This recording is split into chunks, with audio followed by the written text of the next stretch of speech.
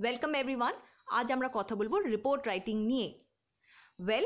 তোমরা পড়াশোনায় ভালো, তোমরা হার্ড ওয়ার্কিং, ডিলিজেন্ট, কিন্তু ডিসক্রিপটিভ পেপার এলেই তোমাদের কনফিডেন্স একটু নড়বড়ে হয়ে যায়। ডিসক্রিপটিভ পেপার নিয়ে ভয় পাওয়ার কোনো প্রয়োজন নেই। মিষ্টির দোকানে মিষ্টিগুলোকে দেখেছো?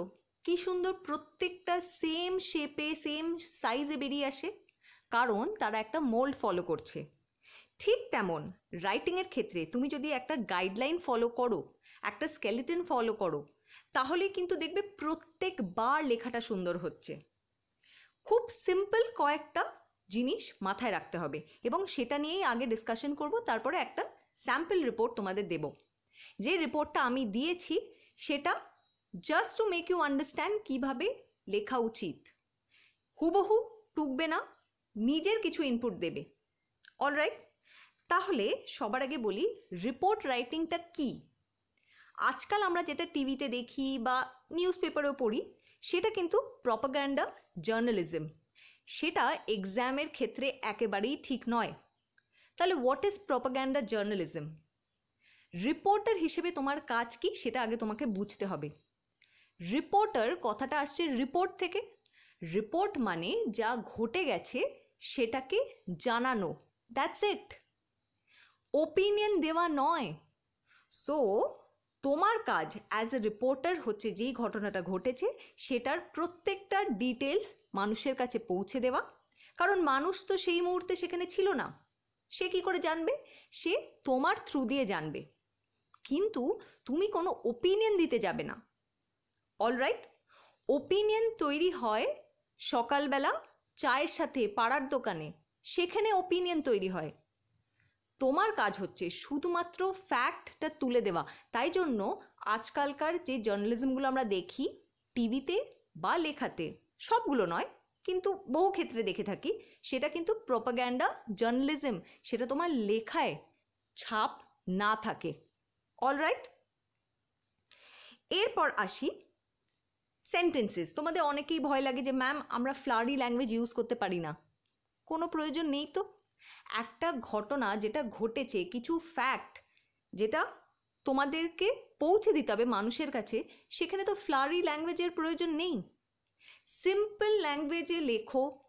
যদি সুন্দর করে গুছিয়ে লিখতে পারো সেটা তোমাদের এম হবে, নট যে ডিফিকাল্ট ওয়ার্ডস ইউজ করতে হবে। বোঝা গিয়েছে? এমনভাবে লেখো যাতে যেই মানুষটা পড়ছে সে তোমার কথাটা বুঝতে পারে, তোমার কথাগুলো স্পষ্টভাবে ব্যক্ত করো। বোঝা গেছে? এবং ওয়ার্ড লিমিটটাও ফলো করবে। তাই ওয়ার্ড লিমিটটা দেখলে তোমরা বুঝতে পারবে কয়েকটা সেন্টেন্স বা কয়েকটা লেখা তো অ্যাজ ইন্ট্রোডাকশন বা অ্যাজ কনক্লুশন হয়েই যাচ্ছে, বডিতে খুব একটা লেখার জায়গা থাকে না। তাই জন্য তোমাকে একটু প্রি প্ল্যান করতে হবে। যেই তুমি টপিকটা এক্সাম হলে পেলে, একটু সাইডে কোথাও কোয়েশ্চেন পেপারে হোক বা মেন্টাল নোট হোক, একটু লিখে ফেলো যে কী কী টপিক নিয়ে তুমি কথা বলবে। অলরাইট, প্রত্যেকটা টপিক নিয়ে কথা বলে ওয়ার্ড লিমিটের মধ্যে রেখে সেটাকে সুন্দরভাবে স্টার্ট এবং কনক্লুডও করে দিতে হবে। বোঝা গেছে? তাই একটা প্রি প্ল্যানিং ইম্পর্টেন্ট। না হলে কি হবে, হতে পারে তুমি 5টা পয়েন্ট লিখবে ভেবে রেখেছো, প্রথম 2টো পয়েন্টকে এতটাই এলাবোরেট করে ফেললে যে বাকি 3টে পয়েন্টের আর কোনো জায়গা থাকলো না। বোঝা গেছে? তাহলে তুমি মাত্র 2টো পয়েন্ট লিখে আসতে পারলে, আর যদি 5টা লিখতে যাও ওয়ার্ড লিমিট অতিক্রম করে যাবে। অলরাইট, তাহলে আমরা দেখি একটা রিপোর্ট রাইটিং কিভাবে লেখে। প্লিজ একটা কথা বলে দিই, এখানে কিন্তু আমি ওয়ার্ড লিমিট ফলো করিনি, জাস্ট একটা রিপোর্ট লিখেছি। তোমরা যখন লিখবে ওয়ার্ড লিমিট ফলো করে লিখবে। আজকে আমাদের টপিক কি? লকডাউনের কি ইম্প্যাক্ট হয়েছে আমাদের এনভায়রনমেন্টের ওপর, কি কি পজিটিভ ইম্প্যাক্ট হয়েছে। সবার আগে দিয়ে ফেলো একটা টপিক। টপিকটা হলো টাইটেল। টপিক তোমাদের প্রোভাইড করা হয়েছে, একটা টাইটেল দিয়ে ফেলো। কি? Positive impact of lockdown on environment. এটাই হলো আমাদের টাইটেল। তারপর তার নিচে লিখবে বাই আ স্পেশাল করেসপন্ডেন্ট। এইখানে দেখো কোনগুলো ক্যাপিটালে লিখছি। P capital, I capital, L capital, E capital, তাই তো? তার মানে আমরা যেগুলো কনজাংশন প্রিপোজিশন এগুলোতে ক্যাপিটাল ইউজ করছি না, বোঝা গেছে? তারপরে আসবে প্লেস অ্যান্ড ডেট। এইটা হলো তোমাদের ফরম্যাট। এই ফরম্যাটটা ফলো করলেই কিন্তু কিছু নম্বর তুমি পেয়ে গেলে। এরপর তোমাকে লেখাতে ঢুকে আসতে হবে। লেখাটা শুরু করার আগে একটু মাথায় ভেবে নিই যে এই টপিকটা এক্সামিনেশনে এলে আমরা কি কি বলতে পারি, কি কি এফেক্ট হয়েছে। ওয়েল, আমরা এয়ার কোয়ালিটি নিয়ে বলতে পারি, আমরা ওয়াটার কোয়ালিটি নিয়ে বলতে পারি, আমরা CO2 নিয়ে কথা বলতে পারি, আমরা ফিশিং নিয়ে কথা বলতে পারি। এই সমস্ত নিয়ে আমরা কিন্তু কথা বলতে পারি। আমরা মেন্টাল একটা নোট করে নিলাম যে এই টপিকগুলো আমি আমার লেখার মধ্যে দিয়ে ফুটিয়ে তুলব। তাহলে চলো স্টার্ট করা যাক। সবার আগে first sentence, following the outbreak of the corona virus many countries had adopted lockdown procedures. Corona virus হওয়ার পর নানা কান্ট্রি কিন্তু লকডাউন ফলো করেছে। এরপরেই চলে আসি, the nationwide lockdown has led to an unexpected positive impact on the environment. কেন unexpected কথাটা লেখা হচ্ছে? কারণ লকডাউনটা তো এনভায়রনমেন্টের কথা মাথায় রেখে করা হয়নি, এটা একটা ইনডিরেক্ট এফেক্ট দেখতে পেয়েছি আমরা। কিন্তু আমরা এই জন্য লকডাউন করিনি যে আমাদের এনভায়রনমেন্টের উপরে কিছু পজিটিভ এফেক্টের প্রয়োজন, তাই it was very unexpected positive impact on the environment, which proves that pollution was mostly anthropomorphic. তার মানে কি? মানুষ যখন লকডাউনে এসে গেল, জন্তু জানোয়ার তো লকডাউনে আসেনি, মানুষকে লকডাউনে আসতে হয়েছে। যখন মানুষ লকডাউনে এসে গেল, মানুষের ইন্টারফারেন্স কমে গেল, তখন আমরা দেখছি এনভায়রনমেন্টের উপর একটা পজিটিভ ইম্প্যাক্ট। তার মানে এই যে পলিউশনটা হচ্ছিল সেগুলো কোনো না কোনোভাবে ইম্প্যাক্টেড বাই হিউম্যান বিংস, মানুষের হস্তক্ষেপের কারণে। তাই জন্যেই বলা হচ্ছে which proves that pollution was mostly anthropomorphic, মানে এমন কোনো ঘটনা যেখানে মানুষের হাত রয়েছে। ঠিক আছে, শুধুমাত্র মানুষের কথা এই জন্যই বললাম কারণ মানুষকে লকডাউনে পাঠানো হয়েছে, অ্যানিমাল কিংডমকে নয়। Alright, so that can be reduce by conscious human effort. যদি আমার কারণে কিছু একটা ক্ষতি হয়ে থাকে, তাহলে আমি যদি একটু সঠিক প্রচেষ্টা করি, সেই ক্ষতিটাকে কমানো যেতে পারে। অলরাইট, সো এই হয়ে গেল আমাদের একটা basic starting. So following the outbreak of the coronavirus, many countries had adopted lockdown procedures. The nationwide lockdown has led to an unexpected positive impact on the environment, which proves that pollution was mostly anthropomorphic that can be reduced by conscious human efforts. বুঝতে পেরেছো? কোনো difficult sentence নেই, simple sentence that conveys my message. এরপরে আমরা directly চলে আসছি কি কি পজিটিভ এফেক্ট হয়েছে। As industries and travel network have closed down, it has brought a sudden drop in emission of harmful gases. এবার এই হার্মফুল গ্যাসেস নিয়ে যখন আমরা কথা বলছি তখন আমাদেরকে বলতে হবে কি কি হার্মফুল গ্যাসেস। এবার এখানে একটা ফ্যাক্ট বোঝো, তোমার ওপিনিয়ন তুমি দিচ্ছ না, ঠিক আছে? অ্যাজ আ রিপোর্টার তোমার ওপিনিয়ন এখানে তুমি দিচ্ছ না। এই যে কথা তুমি বললে যে হার্মফুল গ্যাসেস কমেছে, কে বলেছে? যে পড়ছে, যে রিডার, সে ভাববে কে বলেছে, কোথায় এটা দেখা যাচ্ছে যে হার্মফুল গ্যাসেস কমেছে? তখন পরের সেন্টেন্সই দেখো আমরা দিচ্ছি অ্যাকর্ডিং টু হু, ওয়ার্ল্ড হেলথ অর্গানাইজেশন। তার মানে কি? এটা তোমার বক্তব্য নয়। হু একটা established organization, it is according to হু, নট অ্যাকর্ডিং টু ইউ। বোঝা গেছে? NO2 gas, which is mainly emitted due to fuel combustion, is responsible for causing asthma. যদি এখানে তুমি না পড়ে যেতে, যদি তোমার পড়ার অভ্যাস নেই, নিউজ পেপার দেখার অভ্যাস নেই, তখন কিন্তু তুমি এইগুলো লিখতে পারবে না। তাই জন্য আমি বলি একটু নিউজ পেপার আর্টিকেলসগুলো ফলো করো, কয়েকটা পয়েন্টস লিখে রাখো, 4-5টা পয়েন্টস লিখে রাখো, সেটাই কিন্তু তোমাদের রিপোর্ট রাইটিংটাকে অন্যদের থেকে আলাদা করে দেবে। এটা যদি তুমি না পড়ে যেতে, তাহলে তুমি হয়তো জানতে যে এয়ার পলিউটেন্সের জন্য অ্যাস্থমা হয়, কিন্তু এটা তোমার ওপিনিয়ন হয়ে যেত, তুমি জানতে না কথাটা কে বলেছে। বোঝা গিয়েছে? সো এই যে তুমি নিউজ পেপার পড়লে তখন তুমি দেখছো যে না, WHO এই কথাটা বলেছে, তো তুমি খাতায় লিখে রাখলে। Alright, so it is very important to tell যে কে কথাটা বলছে, established by whom. Alright, so according to WHO, NO2 gas, which is mainly emitted due to fuel combustion, is responsible for causing asthma. Studies by scientists, আবার দেখো তোমার বক্তব্য নয়, সায়েন্টিস্টরা already বলে দিয়েছে, তাই তুমি সেটা নিউজে লিখছো। Studies by scientists of SAFAR, SAFAR, that is System of Air Quality and Weather Forecasting and Research, এটা কোন মিনিস্ট্রি আন্ডারে? এতদিন যদি নিউজ পেপার পড়ছো তাহলে তোমরা জানবে, কমেন্ট সেকশনে লিখে জানাও। show that extensive travel restrictions has led to a major drop in NO2 concentration. তাহলে এখানে দুটো কথা বলা হয়েছে, এক, NO2 গ্যাসের জন্য অ্যাস্থমা হতে পারে, অ্যান্ড দ্বিতীয়, NO2 কনসেন্ট্রেশন কমেছে। এবং দুটোই কিন্তু তোমার বক্তব্য নয়, প্রথমটা WHO বলেছে NO2-র জন্য অ্যাস্থমা হয়, অ্যান্ড দ্বিতীয়টা সায়েন্টিস্টরা বলছে NO2-র কনসেন্ট্রেশন কিন্তু কমেছে। ওকে, PM 2.5 is one of the most harmful air pollutants. It is so small that it can travel from lungs to bloodstream, causing various fatal disease. Fatal disease মানে যেটা মৃত্যু ঘটাতে পারে। আবার দেখো পরের সেন্টেন্সেই আমরা চলে আসছি, as per WHO, more than 4 million people die due to PM 2.5 by heart disease, lung cancer, stroke and respiratory infections. ঠিক আছে, আবার দেখো এখানে আমি হু এর কথা বলে দিলাম। এবার তোমাদের একটা ট্রিক বলে দিই, বাই চান্স ধরো তুমি জানো না কে বলেছে, তুমি হু যে এটা বলেছে, এবার তুমি তো মিথ্যা কথা বলে আসতে পারবে না, আর তোমার জানা নেই, তুমি পড়ে যাওনি, এমন একটা টপিক পড়ে গেছে, তখন কিভাবে লিখবে?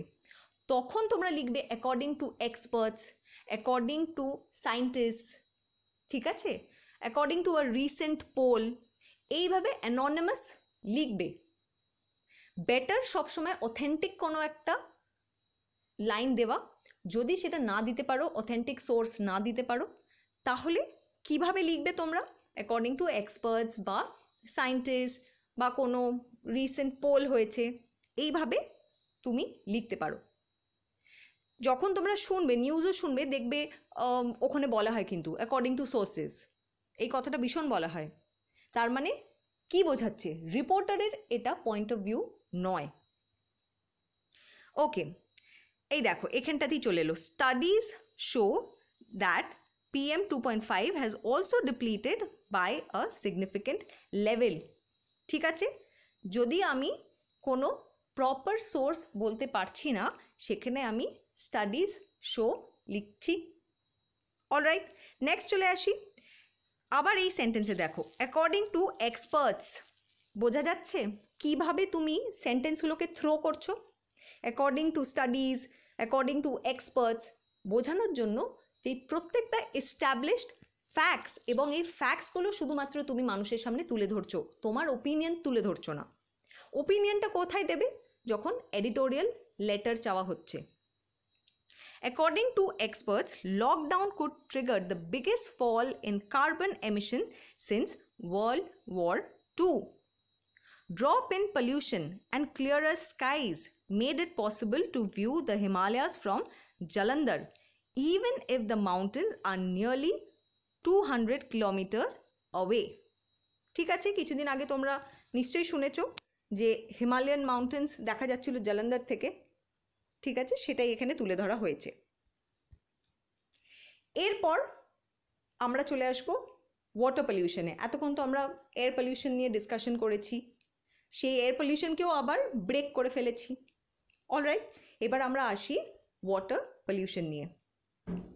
As industries remain shut, flow of industrial pollutant in rivers has stopped, leading to clean river water. Industry লকডাউনে বন্ধ ছিল, ঠিক যেমন মানুষরা ঘরে বন্দি ছিল, ইন্ডাস্ট্রিগুলোও বন্ধ ছিল, ফলে ইন্ডাস্ট্রিয়াল ওয়েস্টগুলো জলের মধ্যে গিয়ে মিশছে না, এয়ার পলিউশন হচ্ছে না। ঠিক আছে, সেটারই কথা এখানে লেখা হয়েছে। এরপরেই দেখো আবার একটা সোর্স তুলে দিচ্ছি। The Delhi Pollution Control Committee, DPCC, in its report submitted to the Yamuna Monitoring Committee, has also stated that the absence of industrial effluents and reduced human activities has improved the water quality of river Yamuna. বোঝা গেছে, আবার একটা source তুলে দিলাম। The river Ganga's water quality has improved as well with the increase in dissolved oxygen and reduced nitrate concentration. All right? এই জন্যে আমি বলছি একটু নিউজ পেপারগুলো পড়ো। এতগুলো হয়তো তোমাদের এক্সাম হলে মনে থাকবে না, এতগুলো পয়েন্ট। এতগুলো না মনে থাকলেও ওয়ার্ড লিমিটের মধ্যে 4-5টা যদি অথেন্টিক সেন্টেন্স তুমি লিখে দিতে পারো, অথেন্টিক সোর্স তুমি তুলে ধরতে পারো, তোমার লেখা ইমিডিয়েটলি অন্যদের থেকে আলাদা হয়ে যাবে। যদি সেটা না হতো, একটা জেনারিক রাইটিংয়ের দিকে তুমি চলে যাবে। তার মানে কি, তুমি খুব সুন্দর ভাষা দেবে, কিন্তু রিপোর্টে যেটা প্রয়োজন, দ্যাট ইজ ফ্যাক্টস, সেগুলো কিন্তু মিসিং হয়ে যাবে। ঠিক আছে, আমি বলছি না সেটা একটা ভালো রিপোর্ট হবে না, কিন্তু যে ফ্যাক্টস নিয়ে কথা বলছে, আর এখনকার WBCS এক্সামিনেশন কিন্তু সেই আগেকার WBCS এক্সামিনেশন মতো নয়। আগে কিন্তু একটা স্ট্যাটিক ওয়েতে লেখা হতো, এখন লেখারগুলো হবে ডাইনামিক, প্রেজেন্ট সিচুয়েশন বেসড। বোঝা গেছে? ঠিক যেমন UPSC কোয়েশ্চেন দেয় depending on present situation, current ইভেন্টসের উপরে প্রশ্ন আসে। যারা যারা তোমরা UPSC প্রিপারেশন করছো তারা জানো যে কারেন্ট ইভেন্টস কিন্তু extremely important rather than the static portion, right? WBCS-এও কিন্তু এখন সেই প্যাটার্ন ফলো হচ্ছে। সো তোমাদের লেখার মধ্যে একটা স্ট্যাটিক ভার্সন নয়, একটা ডাইনামিক ভার্সন খোঁজা হবে। ঠিক আছে, এবার চলে আসো নেক্সট কি, ফিশ। এই যে লকডাউন হয়েছে, মাছ ধরাও বন্ধ, তাই তো? আমরা অনেক সময় দেখবে এই ইলিশ মাছের সময়তে সময়ের আগেই মাছ ধরে ফেলা হয় এবং সেটা একটা প্রবলেম হয়ে দাঁড়ায়। তাই এই লকডাউনের সময় যেহেতু মাছ ধরা হচ্ছিল না, ফিশ বায়োমাসের উপরেও এটা একটা পজিটিভ ইম্প্যাক্ট হবে। তাহলে দেখে নিই সেটা কি। Again, where fish is concerned, the lockdown has seen a decline in fishing, which means that fish biomass will increase after overfishing almost depleted it. ঠিক আছে, কোনো কিছুই অতিরিক্ত ভালো নয়। Overfishing depleted the fish biomass. Apart from that, animals have been spotted moving about freely where once they would not dare to go. Internet খুললেই কিছুদিন আগে আমরা এই নিউজগুলো দেখতাম, কিন্তু প্রত্যেকটা ঠিক কিনা আমরা ঠিক জানি না, সো সেখানে আমরা যাব না। কিন্তু আমরা দেখেছি, সবাই এই নিউজগুলো দেখেছি যে অ্যানিমাল কিংডম ওয়াজ থ্রাইভিং, তাই না?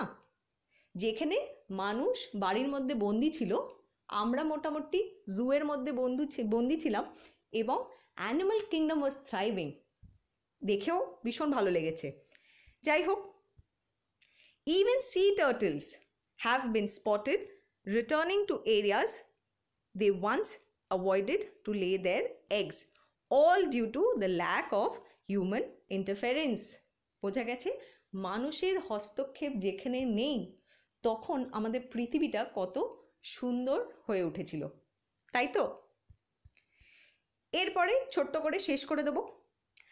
But alongside the falling pollution level, economic activity has stalled, মানে ইকোনমিক অ্যাক্টিভিটি বন্ধ হয়ে গেছে। তোমরা জানো আমরা হেলথ ক্রাইসিস থেকে বেরিয়ে এসে একটা ইকোনমিক ক্রাইসিসের মুখে দাঁড়িয়েছি, তাই তো? মানুষে যারা গরিব মানুষ, যারা দিন আনে দিন খায়, তারা কিভাবে বেঁচে থাকবে তাদের যদি কাজ করতে না দেওয়া হয়, তাই তো?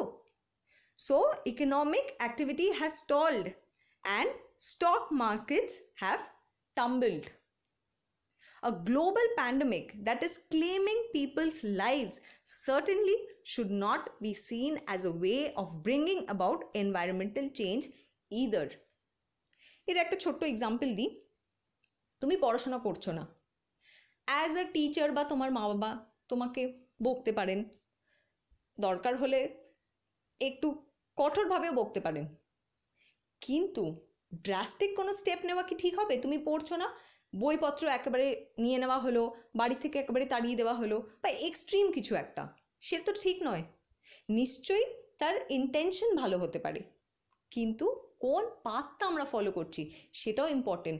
তোমার ইচ্ছে আজকে ইনকাম করা, তুমি খাটছো, তুমি WBCS দিচ্ছ যাতে একটা ভালো চাকরি পেতে পারো, বাবা মাকে সুখে রাখতে পারো।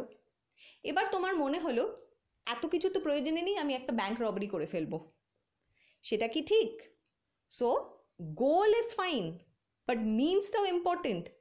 তাই নিশ্চয়ই আমরা মানছি এনভায়রনমেন্টের উপরে পজিটিভ ইম্প্যাক্ট হয়েছে, কিন্তু একটা প্যান্ডেমিক সিচুয়েশন যেখানে মানুষ মারা যাচ্ছেন, সেটা can't justify positive impact on environment. বোঝা গিয়েছে? So that is basically your report writing. হুবহু টুকে দেবে না। আশা করছি এবার তোমরা বুঝতে পেরেছো কেন আমি বলি একটু নিউজ পেপারে আর্টিকেলসগুলো পড়ো। এর আগে আমি অলরেডি কথা বলেছি কিভাবে টপিকগুলো চুজ করবে ফর ডেসক্রিপটিভ রাইটিং। খুব সহজ, কারোর উপরে ডিপেন্ডেন্ট থাকতে হবে না, তোমরা নিজেরাই কিন্তু চুজ করে ফেলতে পারবে। সেই ভিডিওটাও প্রোভাইড করা আছে, সেটাও দেখো। অ্যান্ড কেমন লাগলো আমাকে নিশ্চয়ই কমেন্ট সেকশনে জানাবে। Thank you.